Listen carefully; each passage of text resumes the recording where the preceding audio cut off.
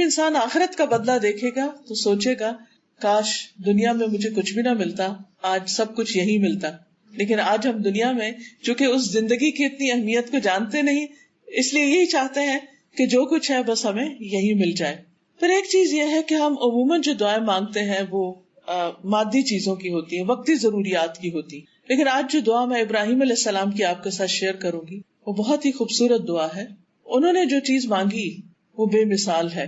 وہ کہتے ہیں رب ہب لی حکما والحقنی بالصالحین واجعل لی لسان صدق فی الآخرین واجعلنی من ورثۃ جنۃ النعیم واغفر لأبی انہ کان من الضالین ولا تخزنی یوم یبعثون یوم لا ينفع مال ولا بنون الا من اتی اللہ بقلب سلیم.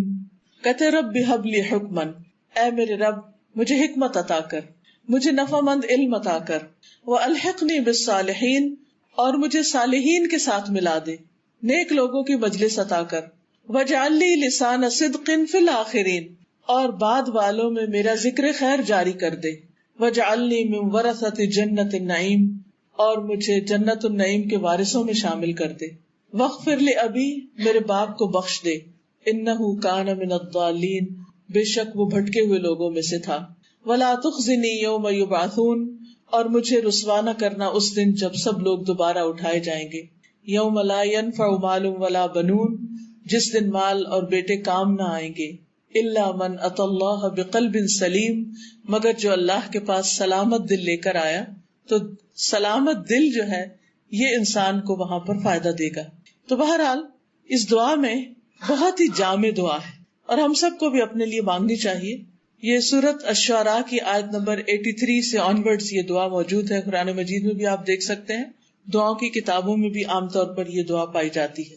سب سے پہلی چیز جو مانگی گئی وہ ہے رب ہب لی حکما، اللہ مجھے حکم عطا کر، حکمت عطا کر، فیصلے کی قوت عطا کر، فائدہ مند علم عطا کر.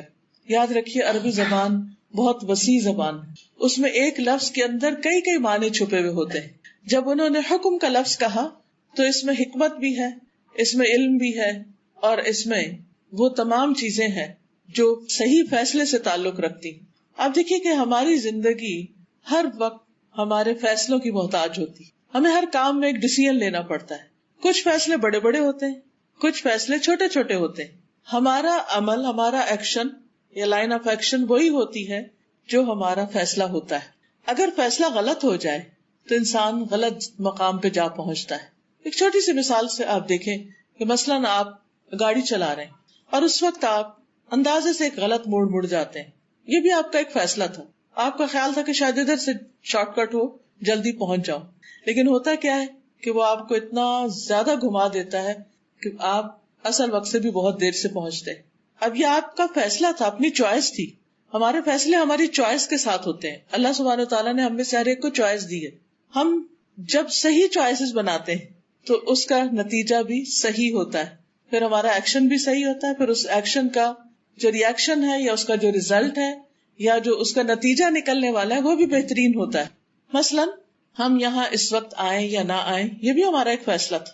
یہاں بیٹھ کر سنیں یا نہ سنیں یہ بھی ہمارا ایک فیصلہ ہے. یہاں سے جو کچھ ہم سنیں اس کو یاد رکھیں یا نہ رکھیں یہ بھی ایک فیصلہ ہے.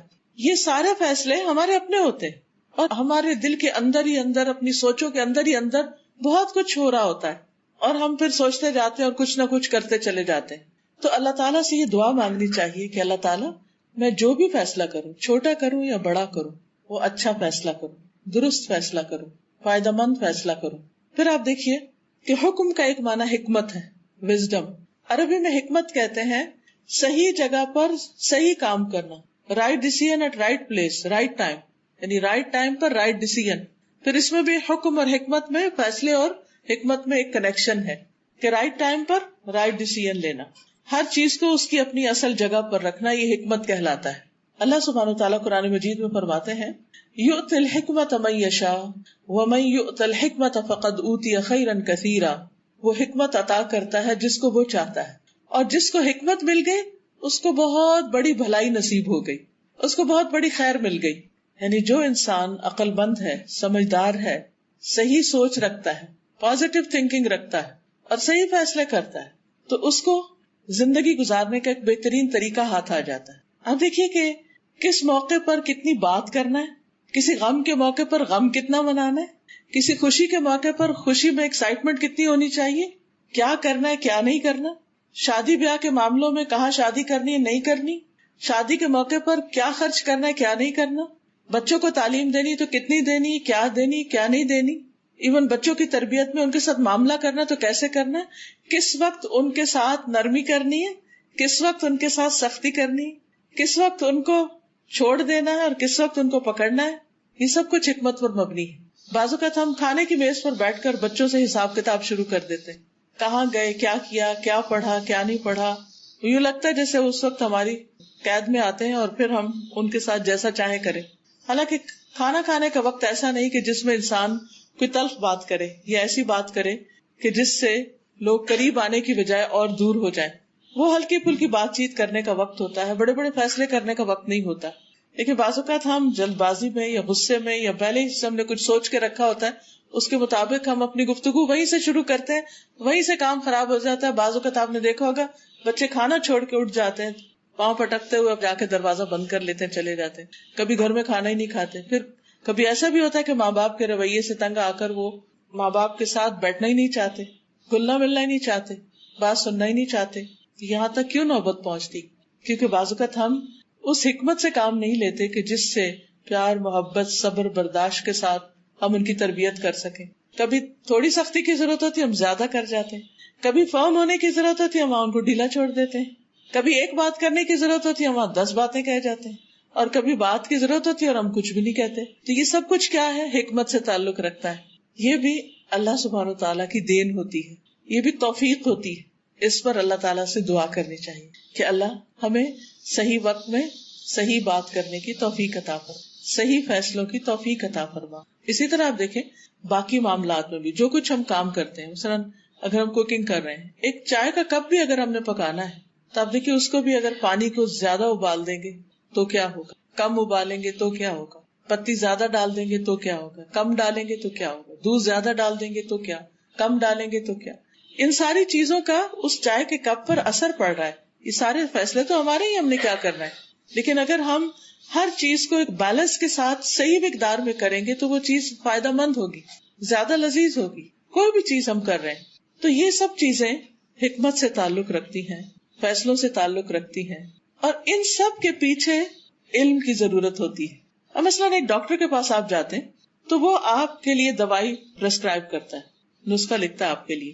وہ جو اس وقت وہ سمجھ رہا ہے آپ کو، آپ خود بھی اپنے آپ کو نہیں سمجھ رہے ہوتے کہ اس وقت مجھے کیا چاہیے، مجھے کون سی میڈیسن کھانی چاہیے، کتنی کھانی چاہیے، کب تک کھانی چاہیے. یہ آپ کے بہاف پر ڈیسیژن کون لیتا ہے؟ ڈاکٹر لیتا ہے، اور اسی کو لینا چاہیے. کیوں؟